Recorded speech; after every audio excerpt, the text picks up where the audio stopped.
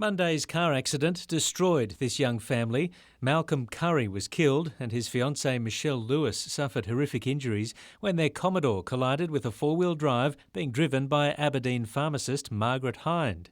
Ms Hind is in hospital with severe injuries, but early yesterday her Aberdeen pharmacy was firebombed. The first fire brigade on the scene have given us information they believe there could have been a break-in, and also the inquiries at the scene so far indicate that they believe the fire to be suspicious. So there are inquiries looking at how that fire did start, exactly how it started, and whether someone was the cause of it.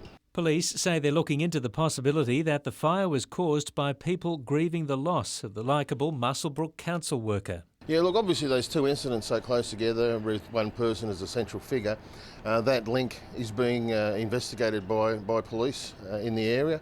It's not our only line of inquiry, but it certainly is a line of inquiry to see whether or not the two incidents are certainly linked in any way. Paul Lobb, NBN News.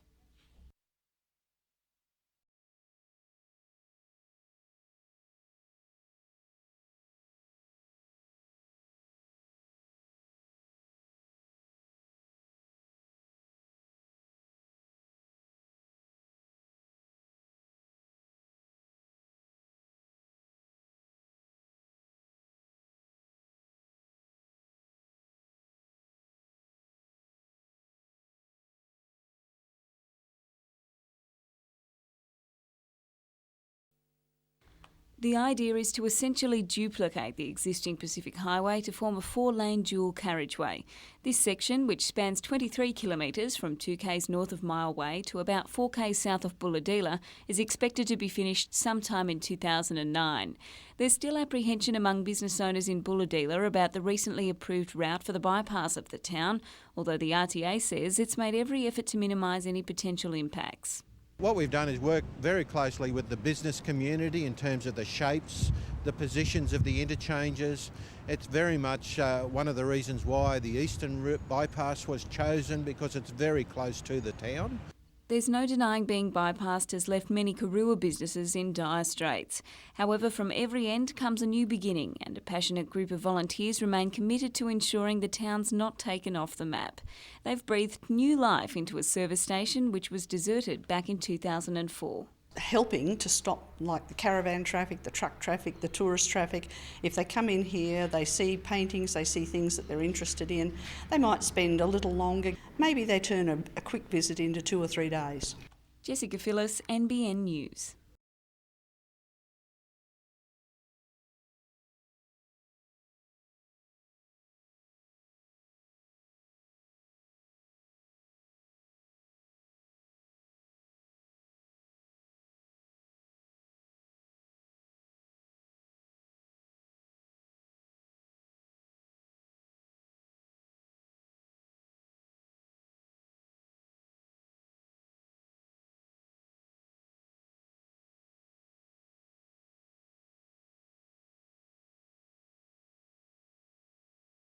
Let the political games begin. Funding of the missing link water pipeline could potentially be frozen.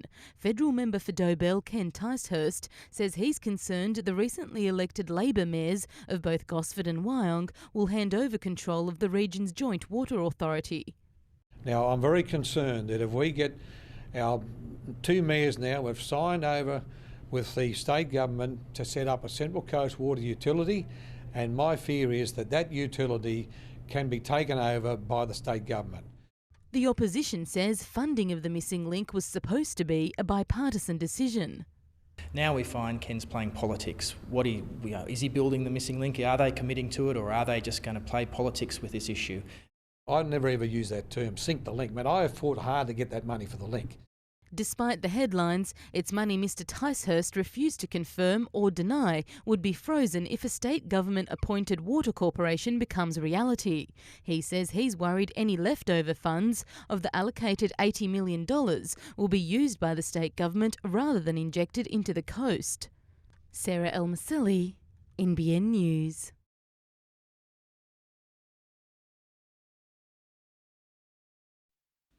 It sounds like a reality program. 6 training chefs hand-picked to prepare a 3-course lunch with the best apprentice to receive an overseas scholarship. The only thing they did know today was they're going to have a pork loin to work with. The rest was a mystery box. So they actually have to design their menu. That's what we look at, some innovation, their hygiene, their workflow. Of course, smell has something to do with it, so does taste in the competitive commercial cook-off. The scholarship is named after Brett Graham, who is now head chef at one of London's finest restaurants. He's also a graduate of the same Hunter TAFE course. 18-year-old Josh Thompson was named Best Apprentice and will now train with Graham for a month. Newcastle chef Chris Thornton has not long returned, saying the experience was the most memorable of his apprenticeship. I'm now working a lot harder and a lot quicker with a lot more precision than what I was. Adam McIlwright, NBN News.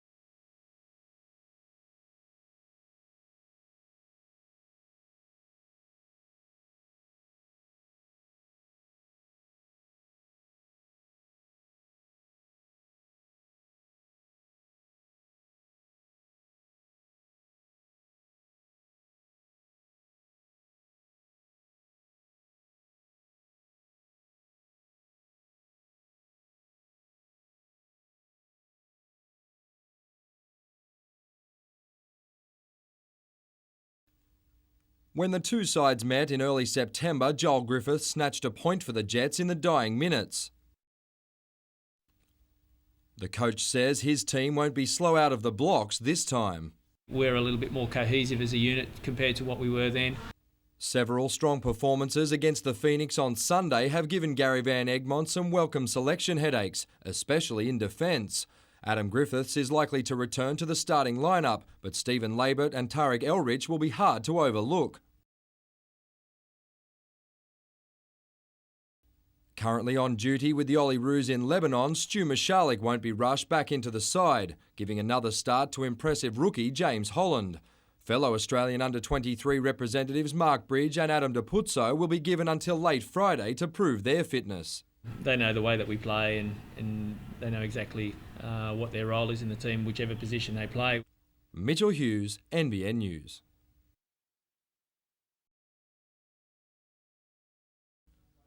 They're hardly the also-rans of Newcastle Rugby League, falling just short of the semi-finals this season. But it's off the field where Raymond Terrace needs help. They need to now go back. The community needs to get behind the club. They've shown that last night, but they need to stay firm with the club over the next couple of weeks. Without a lucrative leagues club, Raymond Terrace relies on local sponsors and gate takings to pay the bills. But with crowd numbers down, the Magpies badly need community support. Financially, they're okay. On the field, they're okay. They've lost one or two of their better players for next season, and they just need that assistance off the field through volunteers. The club's fate could be decided by the community response at its annual general meeting in November. With a huge junior base, the senior club would be sorely missed. NRL officials believe a salary cap of $200,000 next season will help to ease the burden. Look at pulling it back again for 2009. And that should give the assistance that we're looking for towards the Raymond Terraces, the Currys and Nelson Bays. Mitchell Hughes, NBN News.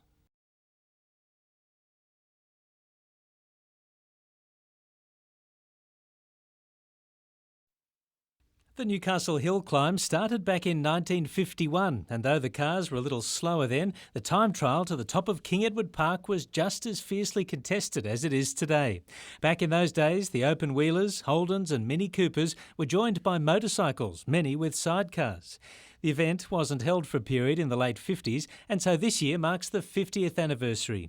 John Collins has been in more Matara hill climbs than he cares to remember and will pour himself into his beloved yellow Le Mans coupe this weekend. He says he never tires of racing up through the pinch.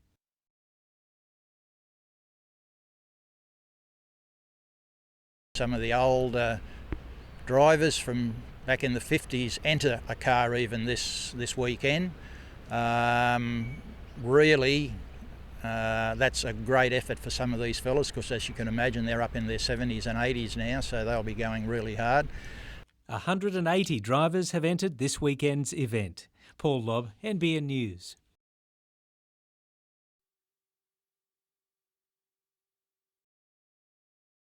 When these big ships don't have a cargo, they carry water ballast. And what we believe has happened is that this ship has inadvertently let go its water ballast, making it too high in the water for its propeller to work properly, and so it couldn't get out to sea to safer waters.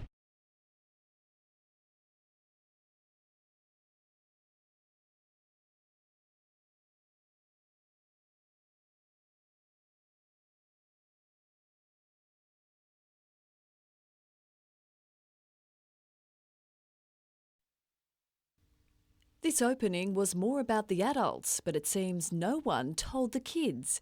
The unveiling of Westfield Kotara's final redevelopment phase, a stylish affair. We've brought some 35 new shops, fashion shops particularly, to the building, 25 of which are new to the region. Celebrity stylist Fifi Milne was there handing out fashion tips. But the biggest makeover has been to the centre itself. It's been, at times, a controversial project plagued by parking woes and setbacks from the June floods. But Westfield says the redevelopment is a success, finishing on time and on budget. We've spent some $200 million here and opened it within 4 years, which I would really consider a record given the complexity and the nature of these projects.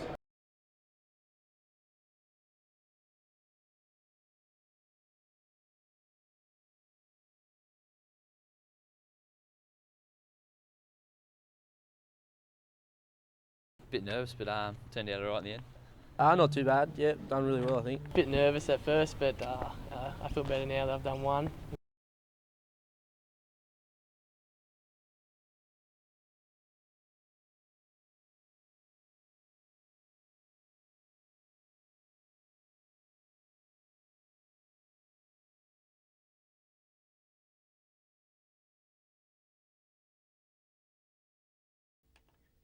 Built almost a century ago, the King's Theatre has undergone a number of costume changes, the latest being a theatre restaurant.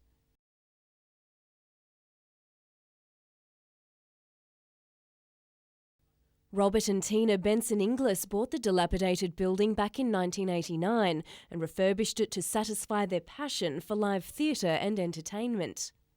Oh, at first we had to sort of toil away to develop a clientele, and after that, which only took us probably a couple of years, it's been very successful. It's won many awards. It's also been a community hall, a skating rink and, of course, a much-loved picture theatre, where many Newcastle romances began decades ago. You know, it was the local picture theatre for years, you know, 2 wars, all the servicemen came here, all the kissing and the cuddling in the back rows. There's many stories to be told. Now it's time for the owners to move on. King's is going under the hammer early next month, but it will be hard to let go. Well, when I drove past the other day and I saw the auction sign, I said to Robert, I don't know, I just want to go in, take the sign down and turn the 20 years back and do it all again.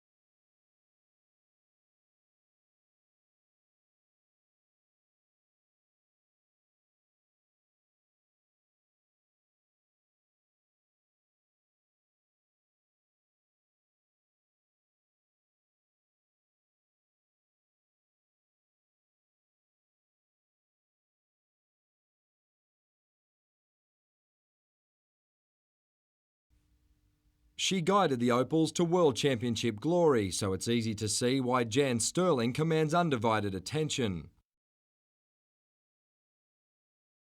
Sterling believes this advanced group of girls from Newcastle, Maitland and the Central Coast have every chance of forging a long career in the sport. So I think for women's basketball it's very, very healthy. The fact that we can have several players offshore and still come up and put together a really solid group means our depth is very, very good. Even players who have already represented their country at a junior level were thankful for today's opportunity. She'll have some new drills so we can all learn some new things and bring it to our training sessions. And it seems the effect of the Opals' win is still being felt. Yeah, I'd love to play one day for the Gems team and after that I guess the Opals. That'd be great. But with women's basketball still lacking financial reward, Jan says the girls must retain their passion for playing the game to keep Australia on top. A World Championship for our nation is fantastic, but again it reflects a lot of people that have done a lot of hard work in those underpinning programs.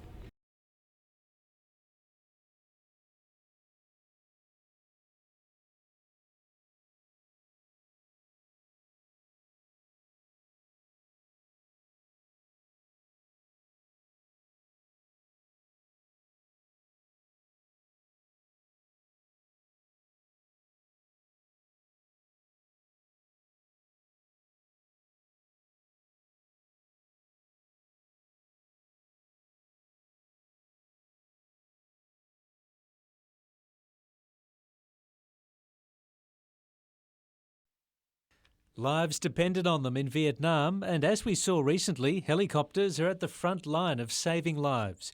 But in an unexpected marriage of man and machine, the shell of an old US Army chopper has been turned into a training tool by the Westpac Rescue Helicopter Service. The first of its kind, the machine is fitted with a flight simulator for pilots, but also a winch, allowing air crew to carry out training without the risks or expense of actual flight. From time to time, they're hoisted into inaccessible areas or onto ships or onto boats at sea. So the first time in anger is certainly not the time that you want to be on the hoist cable, so we train quite a bit. We'll be out on a mission to go and, deal with a motor vehicle accident or whatever, and so all of the other skills that we have to keep current, instrument flying and what have you, we'll only do those if they fit in with the mission. Otherwise, we'll hop in the simulator and keep the skills polished. The $100,000 machine has already been used to train shipmasters in helicopter rescue techniques. It's a useful retirement for the old warbird that once took some rounds from an AK-47 in the Vietnam jungle.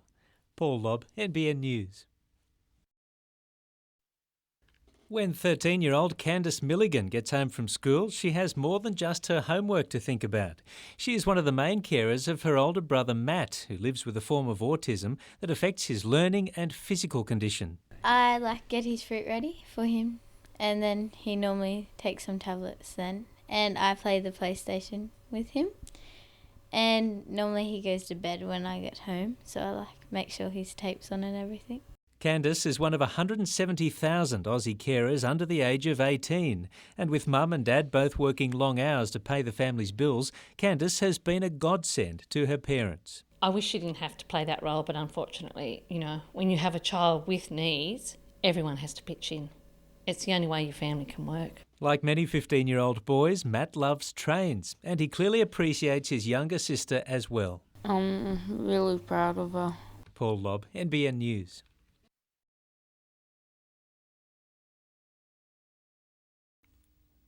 Standing more than 180 centimetres tall and wearing size 13 shoes, Brandon Grach is not your average teenager. Some boys wait years to grow big enough to challenge Dad, but the balance of power shifted early in the Grach household. About 12, mate. Yeah, I sparred him a couple of times at home in the garage, and he hurt me a couple of times. With 14, the minimum age for fighters to step into the ring, Brandon spent 2 years training. Yeah, it was hard, a lot of waiting around, very frustrating, obviously. I got into it and I started winning, and now I'm here, yeah.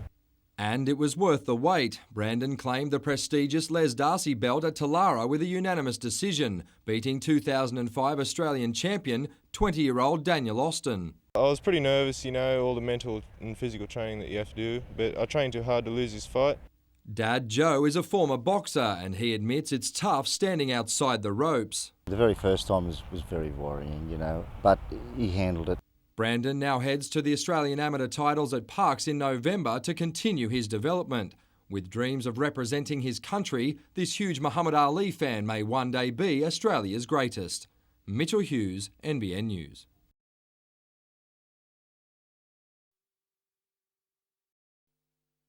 NBN News first visited Tammy and Nadine's house in Cardiff 2 weeks after the June floods, after part of their backyard fell into Winding Creek.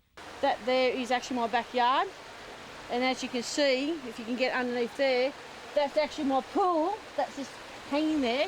I want somebody to tell me that things are going to be okay and I'll have a pool and a fence. The dozen cars that washed down the creek have been removed, but no one, from the council to the state government, will own up to having responsibility for the banks of the creek which need to be repaired. The house is still sodden and the girls are living elsewhere with their 3 children and are now looking into claims that the creek is a federal government responsibility. Insurance company said, well, we can fix your land, but we need a retaining wall. How do I do a retaining wall? Well, how does anybody do a retaining wall on land that's by rights we can't touch? Paul Lobb, NBN News.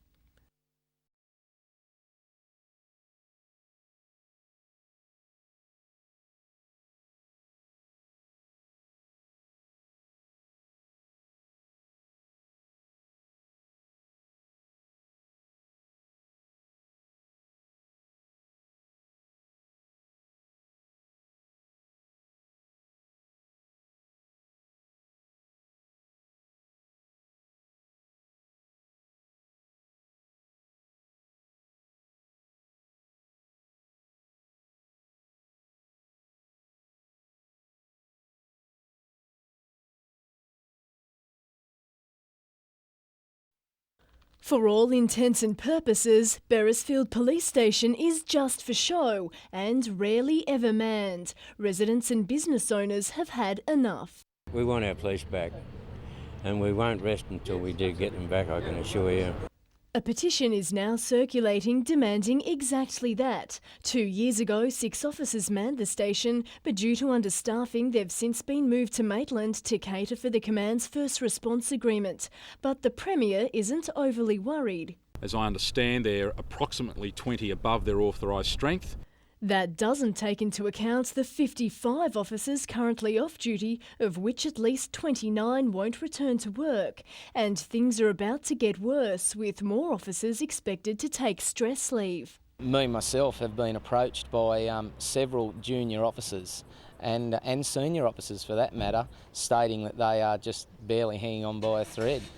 On top of that, the Police Association says the staffing shortage has led to underqualified officers working as detectives. The tag unit and anti-theft units had to be relocated into the detective's office just purely to keep up with the criminal investigation side. Madeline Bond, NBN News.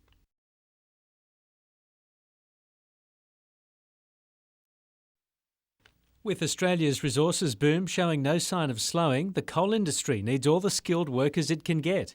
A company called WestTrack has just been given $9 million of our tax dollars to help establish a training centre at Tomago. Paterson MP Bob Baldwin had his election caravan on the road today to make the announcement, which he says means future jobs. That future can lay in working in the heavy equipment sector of our mining industry by a company like WestTrack, which are the Caterpillar agents, coming and setting up their national training centre for the East Coast here in our community. It provides great opportunity for all young people.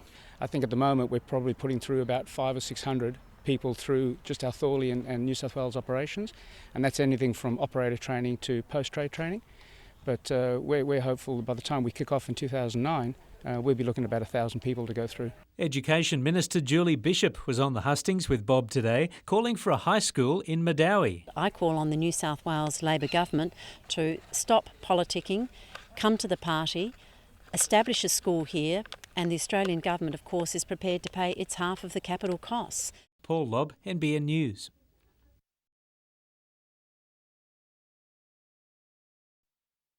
From the 2nd of November, getting home after a night out in Newcastle will become much easier, with new late-night bus services set to operate on weekends. We're backing the police and locals in a partnership to reduce crime and antisocial behaviour by providing 2 new bus services, 3 a.m. and 5 a.m. in the Newcastle CBD. The routes have been introduced to support the city's 3 a.m. curfew and will travel throughout the CBD and to areas like Swansea and Wallsend. The issue now will be getting people off the streets and onto a bus. It's a trial and people need to use these services. The licensees need to get in there and they need to let people know about the improved services. But while the Premier was happy to chat about new buses, he wouldn't offer any information about a police local area command opening at Port Stephens to help relieve the workload of lower Hunter officers. Well, the advice I've got is that there's work going on to review its shape. However, he did offer a glimmer of hope for frustrated motorists using the Adamstown rail crossing by announcing a $50,000 review into the crossing to reduce waiting times and congestion for traffic.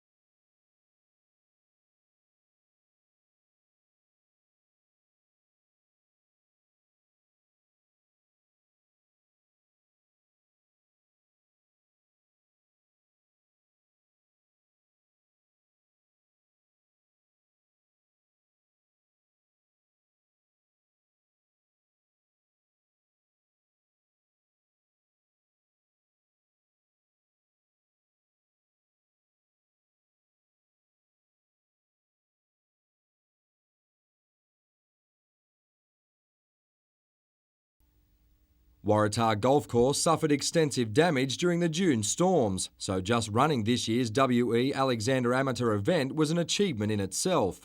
The high temperatures had players looking for the shade, but at times the scoring was lukewarm. After breaking his putter early in the day, Bonnie Doon's Justin Roach became an interested spectator. Sydney's Matt Thomas had a mixed round. Some wayward approach shots from the left-hander were combined with a soft touch around the green for a first-round score of 73. Charlestown's Andrew McCormack was also a wonder with the wedge, but his first-round score of 77 wasn't helped by missed birdie opportunities like this. Nelson Bay's Grant Scott was the best of the locals, a 1 under par 70, giving him a share of second spot after round 1. Scott was at his best on the par 5 12th. A perfect second shot approach set up an eagle opportunity, and the boy from the Bay made no mistake with the putter. The 54-hole amateur event continues tomorrow morning. Mitchell Hughes, NBN News.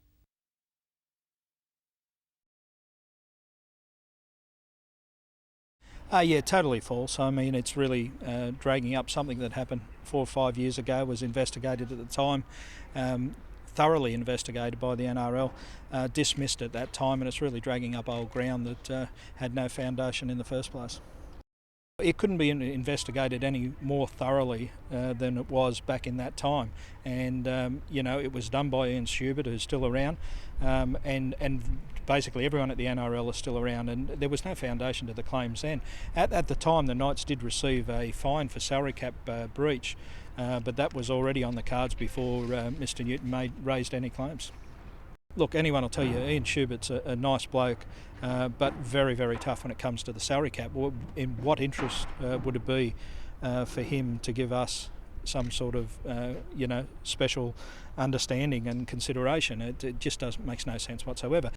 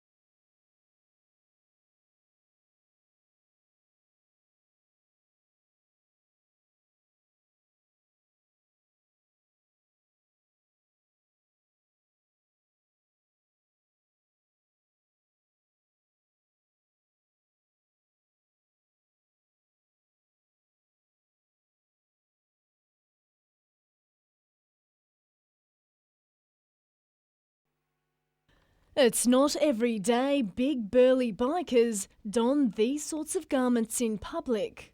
It's all for a good cause and excuse to get out and have a ride on the bike. And to wear women's underwear. Oh well. Looking after the breasts. Over 100 motorcyclists were today riding from Newcastle to Denman in a bid to raise around $5,000 for breast cancer research. It's the fourth time the Just Girls Motorcycle Club has hosted the Pink Ribbon event, but sadly this year it's not only being held as a fundraising exercise. We unfortunately have even lost a couple of girls in our club, and this year in fact it is a memorial ride. With 1 in every 11 Australian women diagnosed with the disease before they turn 75, breast cancer is the leading cause of cancer-related deaths in the country, making this weekend's ride one of the club's most important annual events. You find that motorcyclists are a family, and anything like this you all get together.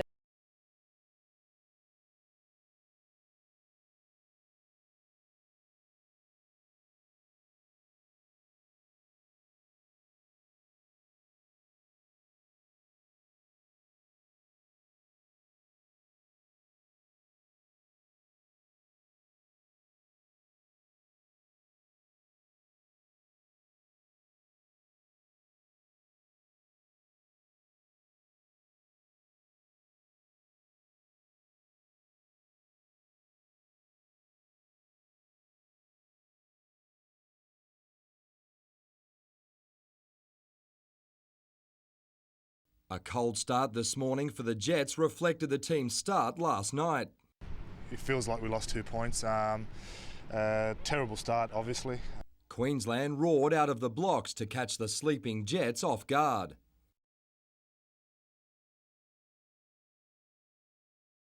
Newcastle could have been 2 down inside 10 minutes, but the referee let Andrew Durante off the hook. Mark Bridge was in a giving mood, helping James Holland to Newcastle's first chance. Bridge then turned provider for Troy Hearfield, but he was denied by a great save. The striker then sent Joel Griffiths towards goal for the same result. Ironically, after the break, it took the Jets just 45 seconds to draw level. Hearfield brought down in the box before Griffiths grabbed the glory.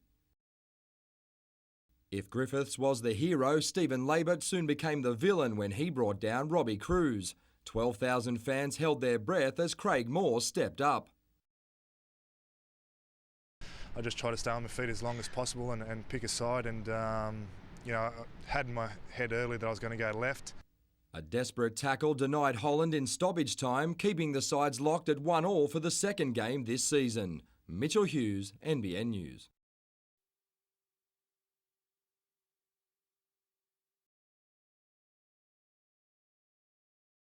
It's the constant inundation of litters like these that's taxing RSPCA resources. Last year we had 700 puppies come in, surrendered just purely because they were unwanted litters. The organisation says while it supports New South Wales MP Clover Moore's move to ban the sale of pups and kittens from pet stores, there's a more effective way to reduce the number of young animals being dumped at shelters. Mandatory desexing of all pets, except for registered breeders, that would make a huge difference to our daily workload. But pet shop owners aren't too happy about either proposal. If they made realistic prices to desex animals, more people would probably find it in their price range to do so. The animal shelter also wants pet stores to take proactive measures to prevent impulse buying. Have information available on the breeds or consult with the people to make sure that the breeds are going to suit their lifestyles and then desex them as well. Great step ahead and would work for everyone. Madeline Bond, NBN News.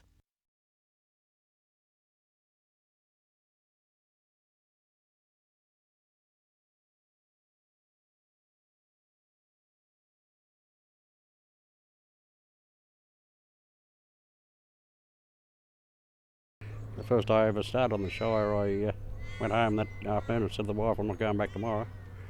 I had blisters on top of blisters everywhere.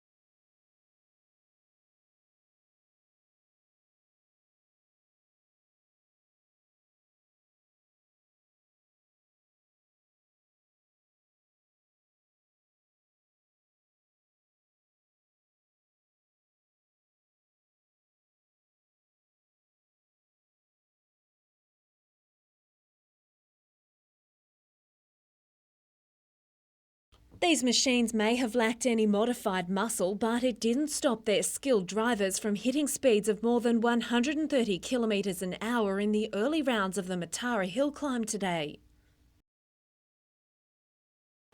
Hunter local Peter Robinson was among the fastest of the open wheelers, but for Neil Thar, the Far stood for faster. The Tamworth driver nearly 5 seconds ahead of the pack after his second run up the hill. But his next attempt proved luck does come in threes, the 6-time hill climb veteran shaving nearly a second off his previous time, completing the run in just 34.8 seconds. There's places here where you're getting between 150 and 160 k an hour up to the finish line and that, and there's nowhere really to go if something goes wrong. The secret to his speed? They tell me we've all got the same talent, I've just got the best car. And he wasn't the only Tamworthian setting the pace, Gundy Hunt clocking 40.44 seconds.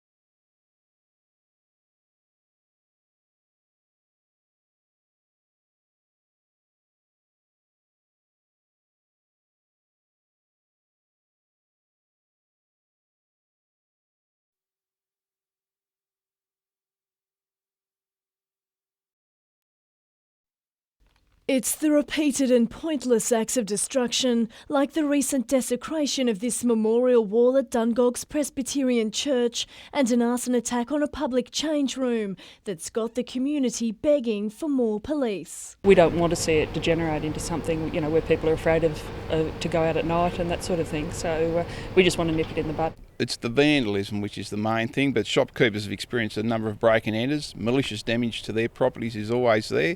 2 officers are assigned to the town, but due to the Lower Hunter Area Command's excessive workload and drastic staffing shortfall, they're rarely on site. Dungog Shire Council has been inundated with complaints from scared and unhappy residents. The council's fielding them from all over the Shire. People are concerned about their own safety. Areas throughout Port Stephens, served by the same local area command, are also suffering. What problems aren't we seeing? Just 3 weeks ago we had 7 spot fires lit by arsonists out in the Tillary Peninsula. And according to the member for Port Stephens, it's unlikely the state government will do anything about it after his notice of motion to create a new local area command at Port Stephens was rejected at Parliament. The Labor members didn't think we needed a local area command here. Madeline Bond, NBN News.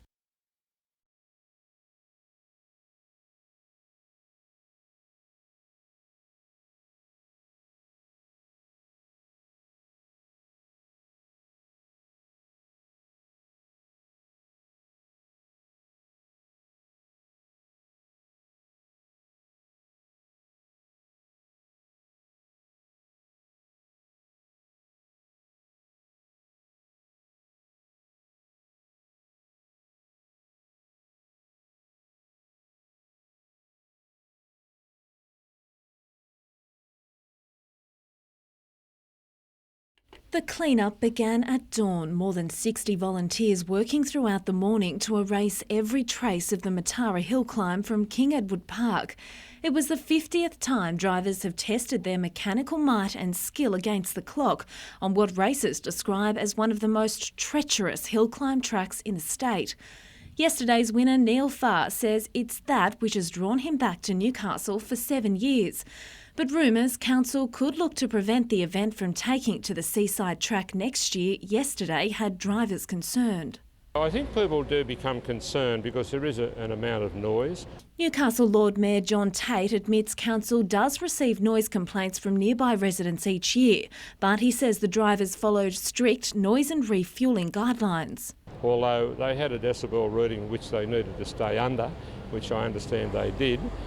So that's measured in a way that it creates no impact as far as the community is concerned. The Mayor also welcomes the tourism dollars the event brings to the city.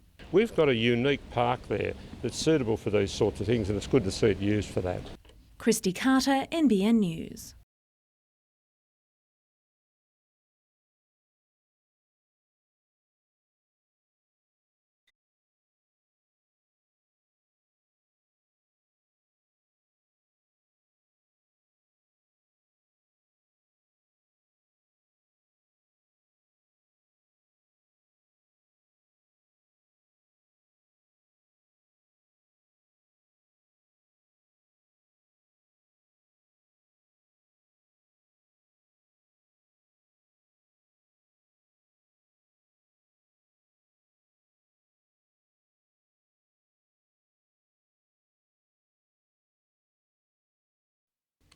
If there's one place you don't want to run out of battery, it's on the battlefield. Today's high-tech soldier not only needs power for radio communication, but also for other devices. In an effort to reduce the number of and different types of batteries soldiers require on them, Defence is funding a 3-year investigation into the concept of a wearable rechargeable battery system. Newcastle CSIRO researcher Dr Sam Behrens optimistic the idea could one day become a reality. Well, it's very exciting to be able to bring that science into the real world. So it's a really big step change to do that work. Dr Behrens' work will focus on how a soldier's movement can be converted into electrical energy powering flexible battery panels. Known as vibration energy harvesting, it uses a similar principle to lighting a gas barbecue. So essentially, as you put your finger on the barbecue igniter, that creates some sort of movement and then therefore creates a really high voltage spark, which you see. So it uses the same sort of basic principles to that.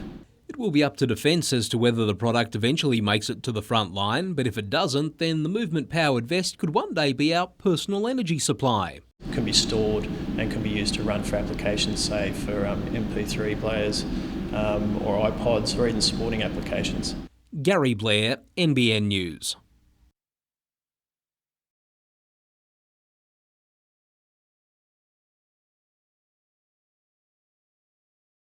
It's a tight squeeze at the top of the A-League ladder. Third on goal difference, the Jets say they're just happy to be in the top four.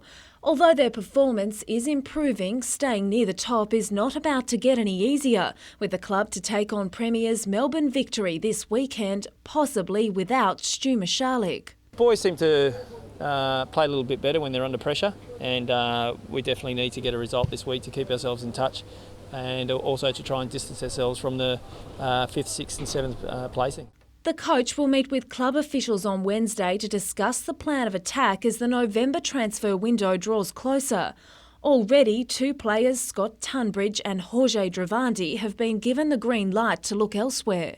Hopefully they can find another club and move to greener pastures. Van Egmond says the blend of the team isn't quite right. The Jets now looking both nationally and internationally for a striker and some strength in the midfield. Whatever we're going to get is going to be real quality. There's no use, moving other people on for the sake of just getting other people in who are basically the same. Christy Carter, NBN News.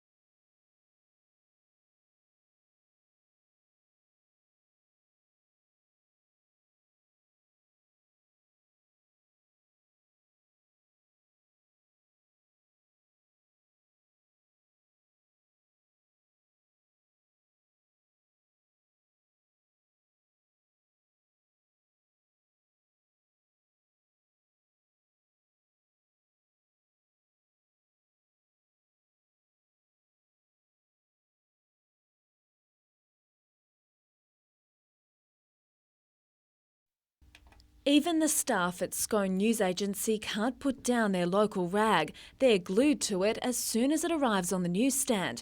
And they're not the only ones reading it hot off the press. I read it every week. I get it delivered every Thursday. It's been 12 decades since Arthur Smith first published The Scone Advocate. Since then, it has become the most popular local read in the Upper Hunter. Joe Court is the paper's oldest living editor. In 1945, at aged 14, he was apprenticed at the paper as a linotype operator before he was appointed editor in 1957. He worked with 3 generations of the Smith family. Believe it or not, he simply wrote in pencil on copy paper, and it was very difficult to read when you first started, but once you got to understand it, you couldn't go wrong. Although retired and living on the coast, Joe still reads The Advocate every week, clinging to his memories, many of which now form the history of the country town. I was editor during the period that they conducted the world premiere of the movie The Shirley, which was made partly at Scone and partly at Coonabarabran. That was an extremely important time in Scone's history. It put Scone on the map. Christy Carter, NBN News.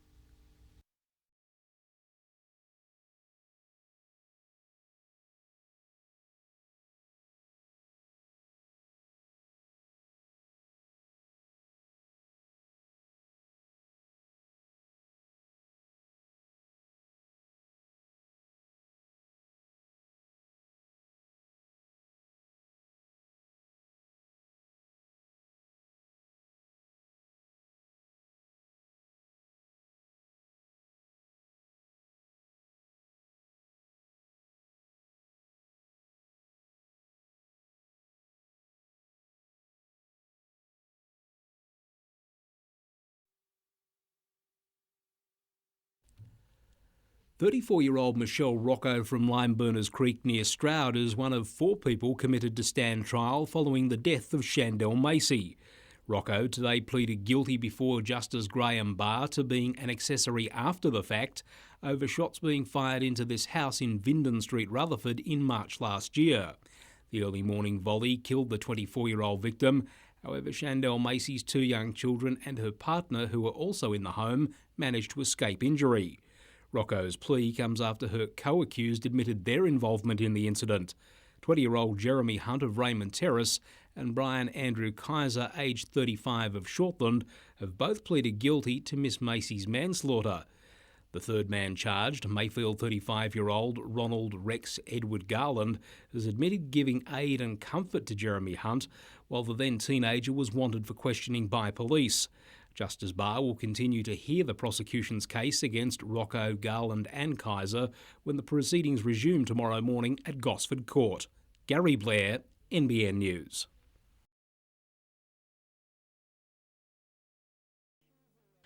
Newcastle City Council's longest-serving general manager says an illness in the family means she must go. I've decided I have to leave my job at Newcastle City Council to be closer to my mother back in Victoria. She needs my support and I'm the only child. When Janet Dorr was appointed 9 years ago, she became the council's first female general manager. I'm a very direct, upfront communicator. I believe in telling things how they are. And this is how things were in 2001 when Ms Dorr put council's huge operating loss down to creative accounting. The figure of $5 million is a depreciation figure. To comply with an accounting principle, it does not reflect cash.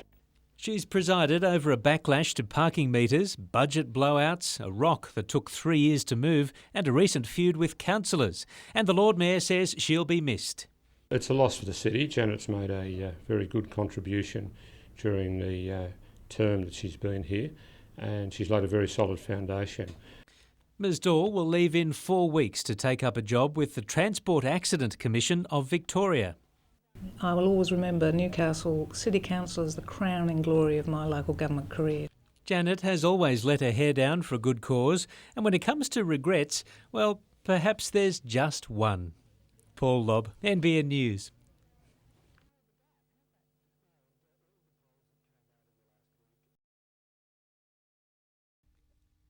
While the racing industry has been very vocal about its plight during the EI crisis, for other horse-related businesses it's a case of out of sight, out of mind. They say most of the general public doesn't realise what they're still dealing with. We had a mare lay down to foal and rang for the vet to come and they said can't come. The mare might just have to die. The sad bit is the mares are on the fence crying for their babies. It's dreadful. We listen to them walking and screaming and little babies dead on the ground. 3 Western foals worth around $20,000 each have died at Coronation Park Stud at Mulbring since the horse flu first emerged. Other breeding activity has ground to a halt, and with the property still under quarantine, owner Kath Peterson will receive no income in the near future. All these services have been paid for, and they're little people that are hurting at the other end that aren't going to have foals next year. They've paid their money for these breedings and we can't supply them. Ashley Barton came to the Hunter to learn the business of breeding and showing these Western horses. The 17-year-old is now facing a quarantine of her own until she's given the all clear by the Department of Primary Industries to return home. Well, I was meant to leave in September. I was taking my filly home to New Zealand to start my own stable over there, and because I can't take her, I'll be here until EI's over, basically. Mitchell Hughes, NBN News.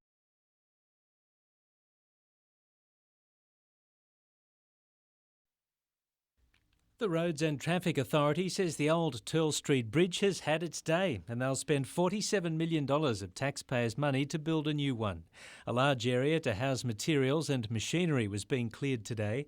The old bridge won't be demolished until the new one is built immediately to its east. There is room for a second new bridge to be built in the future if traffic volumes increase. Meantime, the state government will spend nearly $3 million expanding the Kooragang No. 2 wharf. P&O Ports leases the wharf to handle a variety of bulk products like fertiliser, sand and wood chip. The upgrade will involve building a small dolphin wharf like this one off each end of the main wharf, effectively giving it extra length and allowing 2 ships to tie up instead of just one. And demolition work is underway on the old state dockyard site, which is to become a facility to build super yachts. Taxpayer dollars are being teamed with private company Azura Marine to develop the site. Paul Lobb, NBN News.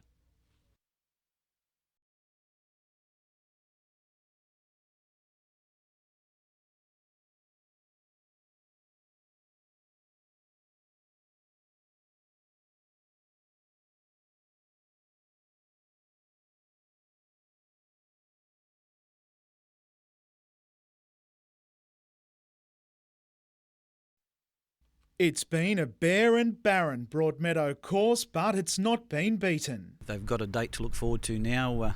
It's been one of the problems, not knowing the uncertainty of it, and now December 15 is the day we'll be back racing here at Broadmeadow. It's expected to rival the NJC's lucrative Boxing Day meeting in the popularity stakes, with what's presenting to be the club's 2 biggest events of the year within 11 days of each other. We're desperate to run Boxing Day, and most of the Newcastle people are desperate to be here. The news comes just 2 weeks after an outbreak of horse flu at Broadmeadow, and only runners which have received both vaccinations or have high immunity will be able to race.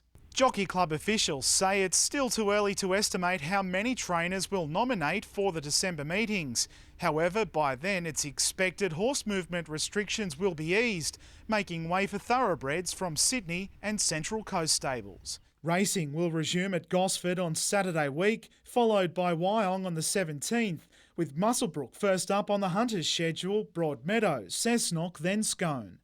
Over at the Harness Club, it's been given a freshen up ahead of its return to trotting, a new look for the new year. Late December, early January, we'll have racing back here at Newcastle, fingers crossed. Among the goals is to reschedule the Newcastle Cup, a victim of the ban on horse movements. We've got through this tough time, and we're really looking forward to getting back to racing so the participants out there can make a living out of it and our patrons can get back to enjoying harness racing. Adam McIlrick, NBN News.